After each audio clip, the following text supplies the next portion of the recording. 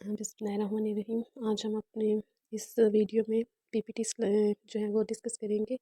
ये रेडिएशंस पे कुछ स्लाइड्स बनाई हैं मैंने ताकि हमें पूरे अंडरस्टैंडिंग हो सके इसकी। एमसीक्यूज काफ़ी हमारे हो चुके हैं।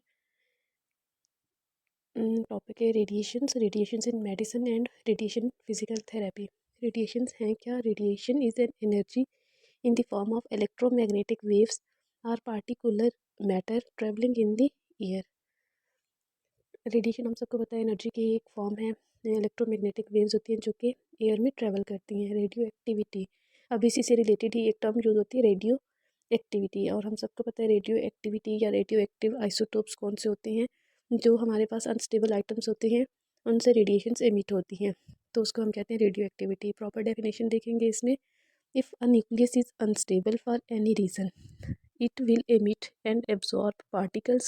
There are many types of radiations and they are all pertinent to everyday life and health as well as nuclear applications. अब रेडिएशंस रेडियो एक्टिविटी तो उस फिनोमिना को हम कहते हैं जिसमें ये रेडिएशंस एमिट होती हैं अनस्टेबल न्यूक्लियस से।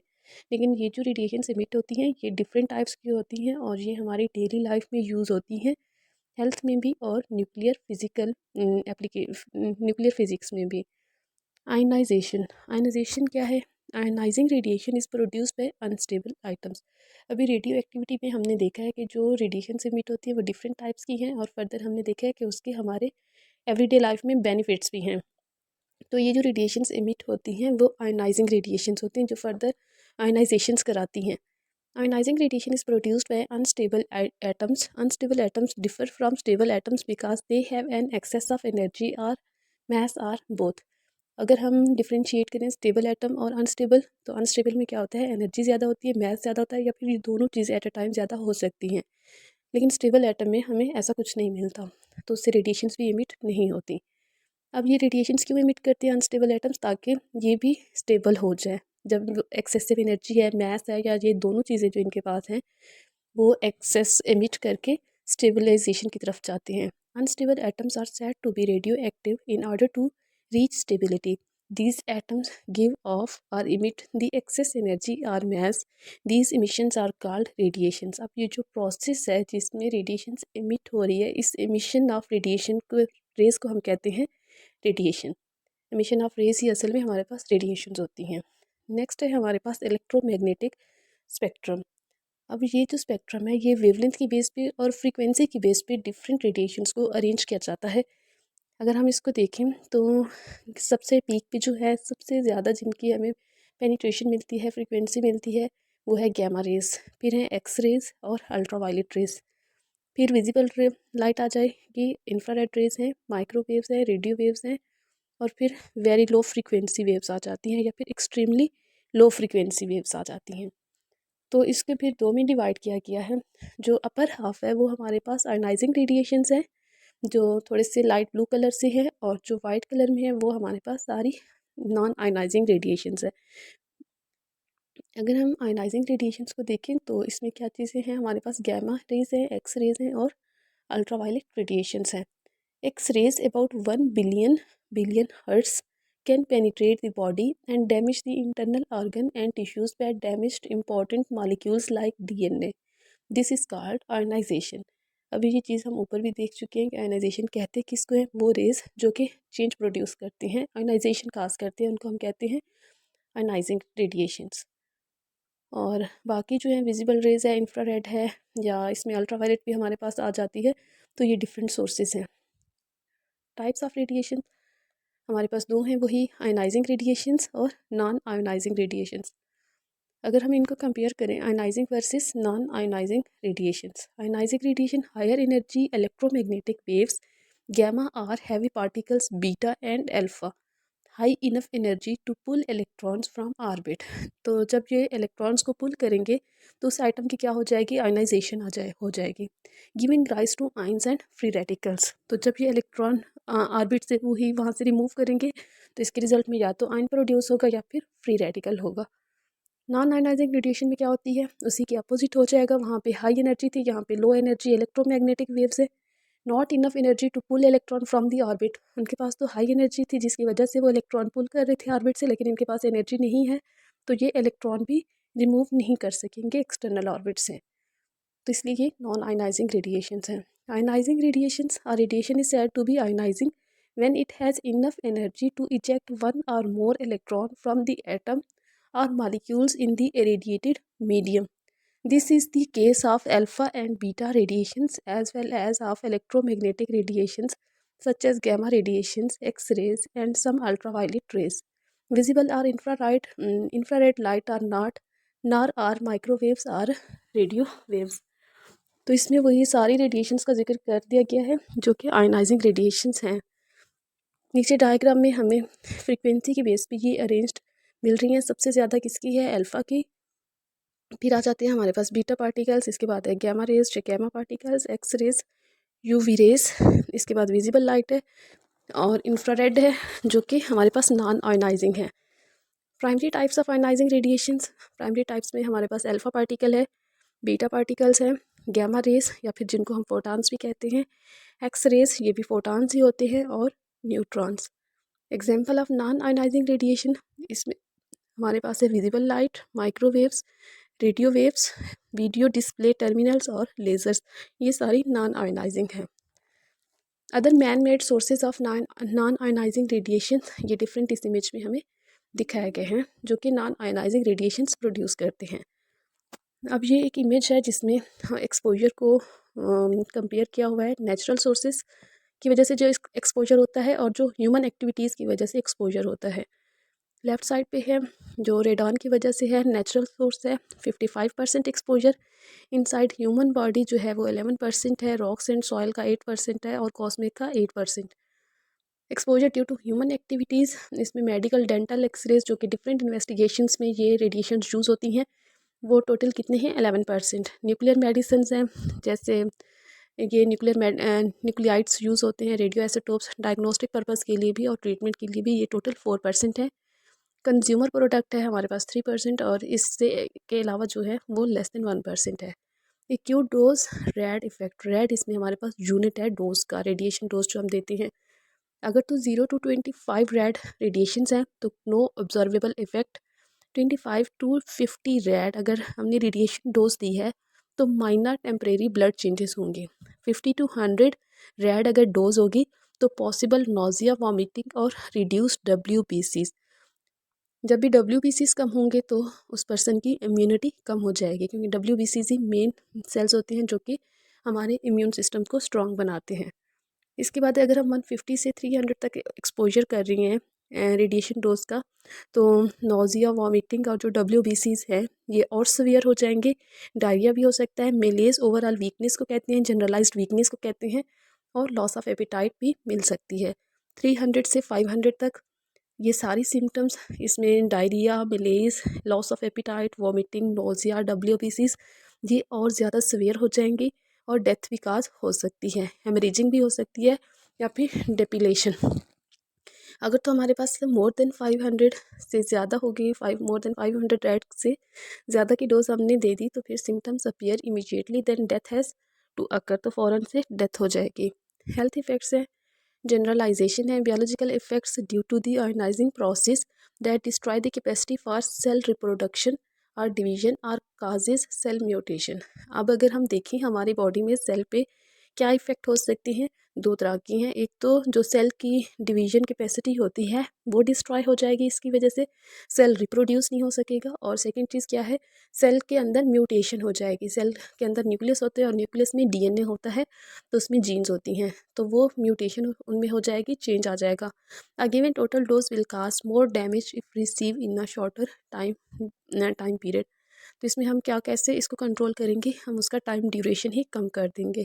अ फैटल डोज इज़ 600 रेड, जो डोज डेथ का काज हो सकती है, ऊपर अभी हमने टेबल में भी देखा है, मोर देन 500 जब भी हम डोज देंगे तो फ़ौरन से डेथ हो सकती है। तो अगर 600 है तो ये डेथ डेफिनेटली इसमें होगी। एक्यूट सोमैटिक इफेक्ट है, relatively immediate effect to person acutely exposed, severity depends on the dose.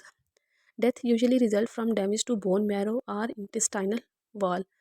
अब सेकंड चीज़ है कि सिविरिटी किस पे डिपेंड करती है कि कितनी डोज हमने एक्सपोज की है। डेथ भी हो सकती है फ़ौरन, लेकिन डेथ मोस्टली कब कॉमन है, जब बोन मैरो का एक्सपोजर होगा और इंटेस्टाइनल वॉल का, क्योंकि ये मोर फ्रीजाइल ऑर्गन है एक्सरेज के लिए। Acute radio dermatitis is common in radiotherapy. Chronic cases occur mostly in industry. अब इसका एक डिजीज़ है रेडियो डर्माटाइटिस, स्किन का ही इन्फेक्शन हो जाता है रेडियोथेरेपी की वजह से, ये मोस्ट कॉमन है। How does radiation affect the body? Radiation हमारी बॉडी को इफेक्ट कैसे करती है? In large dose ionizing radiation can be dangerous and can cause burn to the skin and sickness. Second, in medical imaging radiations, doses are too low to cause serious damage, though there are still risks. अब medical imaging जैसे हमारे पास MRI है, x ray है, इन सब में हमारे पास यही radiation से यूज़ होती हैं, तो उनको जो सीरियस इफ़ेक्ट्स होती हैं उनको हम कंट्रोल कर सकते हैं। Radiations can damage the DNA in cells, sometimes the cell can repair the damage, though sometimes they can not and die. इसके बाद नेक्स्ट इमेज है हमारे पास ईएलएफ, हमारे पास है extremely low frequency and radio frequency radiation health risk. Recent medical research has uncovered links between prolonged exposure to electromagnetic radiations and many health impacts. तो ये जो association देखा गया है कि जितना ज़्यादा ड्यूरेशन होगा रेडिएशन का, एक्सपोजर्स का, उतने ही हेल्थ इम्पैक्ट्स हमें ज़्यादा मिलेंगे। अब ये हेल्थ इम्पैक्ट्स किस किस सिस्टम के हो सकते हैं? न्यूरोलॉजिकल इफेक्ट है। न्यूरोलॉजिकल इफेक्ट्स में हमारे पास ब्रेन ट्यूमर ज़्यादा कॉमन है, अल्जाइमर डिजीज़ जिसमें मेमोरी लॉस हो जाती है, कॉग्निटिव इम्पेयरमेंट, इसमें पेशेंट जो है वो न्यू लर्निंग जो होती है, रिमेम्बरिंग में उसे प्रॉब्लम होगा, कंसंट्रेशन में उससे प्रॉब्लम होती है और डिसीजन मेकिंग में। नेक्स्ट है हमारे पास स्लीप डिस्टर्बेंस, ये भी इसकी वजह से हमें मिल सकती है डोज एक्सपोजर की वजह से। Reduction in melatonin production, melatonin हमारा हार्मोन है जो कि हमारे ब्रेन से रिलीज़ होता है और स्लीप एक्ट साइकिल को कंट्रोल करता है। जब ये नहीं होगा तो हमारा साइकिल डिस्टर्ब हो जाएगा। इक्वेस्टिक न्यूरोमा है, इक्वेस्टिक न्यूरोमा भी ब्रेन का ट्यूमर है लेकिन ये बिनाइन ट्यूमर है। इसमें हियरिंग हमारी जाती है, डिजीनेस होती है और बैलेंस डिस्टर्ब होता है। लॉ गैर्क डिजीज़ है, इसमें ये एमायोट्रोफिक लेटरल स्क्लेरोसिस का ही दूसरा नाम है। हमारी बॉडी के जितने भी मोटर न्यूरॉन्स हैं वो इसमें जो है टारगेट होते हैं। मोटर न्यूरॉन्स जब लॉस होंगे तो जितने हमारे वोलेंट्री मसल्स हैं उनका कंट्रोल ख़त्म हो जाता है। सेकंड जो टाइप है सेलुलर इफेक्ट्स, सेलुलर इफेक्ट्स में डीएनए डैमेज है, ल्यूकीमिया है, ये भी वाइट ब्लड सेल्स का ट्यूमर है। Cancer including the breast and skin, skin cancer हो सकता है, ब्रेस्ट कैंसर हो सकता है, इसकी वजह से इनफर्टिलिटी प्रॉब्लम्स आ सकती हैं, या फिर ब्लड ब्रेन बैरियर जो है वो उसमें डिस्ट्रप्शन हो सकती है। वेल बीइंग इफेक्ट्स है, टोस्टेड स्किन सिंड्रोम है। टोस्टेड स्किन सिंड्रोम तब होती है जब हीट सोर्स से एक्सपोजर हो।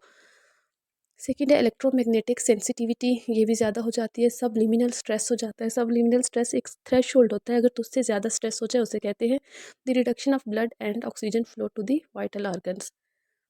नेक्स्ट है this effect is useful in treatment of cancer where radiotherapy is use to kill the cells in a tumor. Another problem is that radiation can change the DNA without the cell dying. This is called mutation, and mutation can lead to a person being more likely to develop cancer later in life or can pass on to their children, sometimes leading to the genetic abnormalities. अब इसका useful effect cancer treatment के लिए होता है, लेकिन radiotherapy के side effects भी हमें मिलते हैं। डीएनए में म्यूटेशन हो सकती है, तो डीएनए म्यूटेशन की वजह से हो सकता है जिसका एक्सपोजर हुआ है इन रेडिएशन से तो उसे कैंसर डेवलप हो जाए, या फिर ये भी हो सकता है कि वो आगे ट्रांसफ़र कर ले नेक्स्ट जनरेशन में। रेडिएशन प्रोटेक्शन है, it includes occupational radiation protection which is the protection of worker. Medical radiation protection है जिसमें हम पेशेंट की प्रोटेक्शन को फोकस करते हैं। पब्लिक रेडिएशन प्रोटेक्शन है, इसमें जनरल जो पब्लिक है होल पब्लिक उसकी प्रोटेक्शन है। Control external hazard of radiation dose है, तो इसको हम कैसे कंट्रोल कर सकते हैं रेडिएशन की डोज को?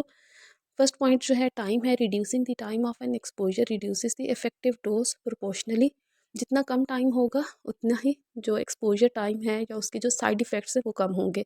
N example of reducing the radiation dose by reducing the time of exposures might be improving operator training to reduce the time the take to handle a source. तो इस पर ये जो टाइमिंग है exposure की, इसे कैसे कम किया जा सकता है? जो ऑपरेटर ऑपरेट करता है इंस्ट्रूमेंट को, उस मोडेलिटी को उसकी प्रॉपर ट्रेनिंग करवा के। सेकेंड पॉइंट है हमारा distance. Distance increasing the distance reduces the dose. जितना ज़्यादा डिस्टेंस होगा सोर्स और पेशेंट के दरमियान एक्सपोजर उतना कम होगा। Distance can be as simple as handling का सोर्स विद फोर्स से रादर देन फिंगर। तो इसमें हम इंस्ट्रूमेंट यूज़ करेंगे डायरेक्ट फिंगर्स या हैंड से हम उसको सोर्स को हैंडल नहीं करते। थर्ड पॉइंट है shielding. Shielding adding shielding can also reduce radiation dose. ये हमारे पास प्रोटेक्शन होती है। The radiation getting through falls exponentially with the thickness of the shield. In X-ray facilities, the plaster on the room with the X-ray generator contain barium sulfate, and the operators stay behind the leaded glass screen and wear the lead apron. Almost any material can act as a shield from the gamma or X-ray if used in sufficient amount. अब x ray में जो हम shielding use करते हैं वो दो तरह की है। एक तो वो जहाँ से एक्सरे जनरेटर्स के अराउंड उसकी जो बाउंड्री होती है वो बेरियम सल्फेट की बनी हुई है, और सेकंड ऑपरेटर जो है वो लेड शील्ड या लेड ग्लास के बिहाइंड खड़ा होता है ताकि उसका एक्सपोजर कम से कम हो। तो इस शील्डिंग पर्पज़ के लिए हम कोई भी मटेरियल यूज़ कर सकते हैं। नेक्स्ट इमेज है। इमेज में अल्फ़ा बीटा और गैमा की पेनिट्रेशन को कंपेयर किया हुआ है। सबसे ज़्यादा पेनिट्रेशन गैमा की है और सबसे कम पेनिट्रेशन अल्फ़ा पार्टिकल्स की है। Different types of ionizing radiations वही different types of ionizing radiations behave in different wave, so different shielding techniques are used. ऊपर हमने अभी देखा भी है पेनिट्रेशन किसी की कम है किसी की ज़्यादा, तो उसी के अकॉर्डिंग हम शील्डिंग टेक्निक्स यूज़ करेंगे। अल्फा रेडिएशन जो कि हीलियम न्यूक्लियाई होते हैं is the easiest to shield. Even very energetic alpha particle can be stopped even with a leaf of paper. तो अल्फा पार्टिकल को हम सिंपल पेपर के थ्रू भी स्टॉप कर सकते हैं। नेक्स्ट है बीटा रेडिएशंस जो कि इलेक्ट्रॉन्स इन नेचर हैं, is more difficult but still a relatively thin layer of aluminium can usually do a job. तो इसको हम सिंपल लीफ ऑफ पेपर से स्टॉप नहीं कर सकते, इसके लिए हमें थोड़ी थिक शील्ड चाहिए। तो बीटा रेडिएशन को स्टॉप करने के लिए हम एल्यूमिनियम लेयर यूज़ करते हैं। थर्ड है हमारे पास एक्सरेज या फिर gamma radiations are best absorb by the atoms with heavy nuclei. The heavier the nucleus the better the absorption. In some special application, depleted uranium is used, but lead is much more common. Barium sulfate is used in some applications too. However, when cost is important, almost any material can be used, but it must be far thicker.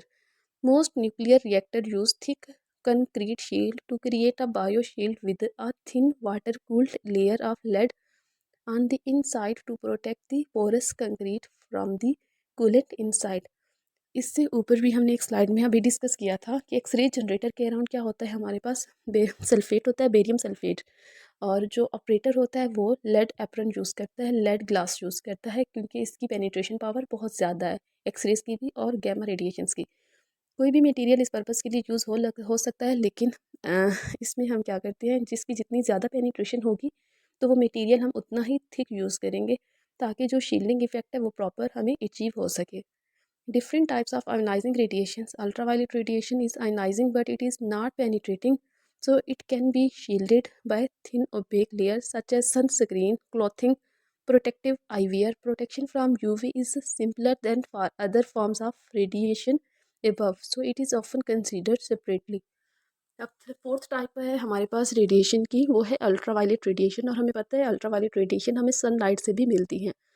तो इसकी shielding हम thin OPEC layer से कर सकते हैं। इस purpose के लिए हम सन स्क्रीन यूज़ करते हैं, सन ग्लासेस यूज़ करते हैं, सिंपल क्लॉथिंग से भी हम इसे स्टॉप कर सकते हैं, या फिर प्रोटेक्टिव आईवीआर के थ्रू।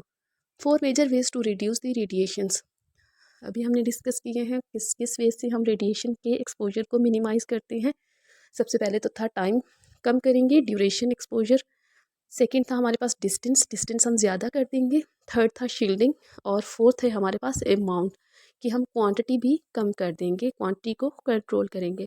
फिजिकल थेरेपी एक्टिनोथेरेपी है और हमारे पास हिलियोथेरेपी है। नेक्स्ट है इलेक्ट्रोमैग्नेटिक। अब एक्टिनो का मतलब होता है एक्टिनो रे को कहते हैं, और थेरेपी हीलिंग पर्पज़ के लिए है।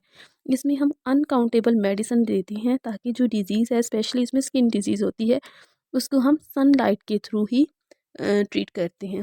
हीलियोथेरेपी, इसमें भी हम सनलाइट यूज़ करते हैं। ये टॉपिक हमारा कंप्लीट हो गया। नेक्स्ट इंशाल्लाह हम कोई और टॉपिक डिस्कस करेंगे। तब तक अल्लाह हाफिज़।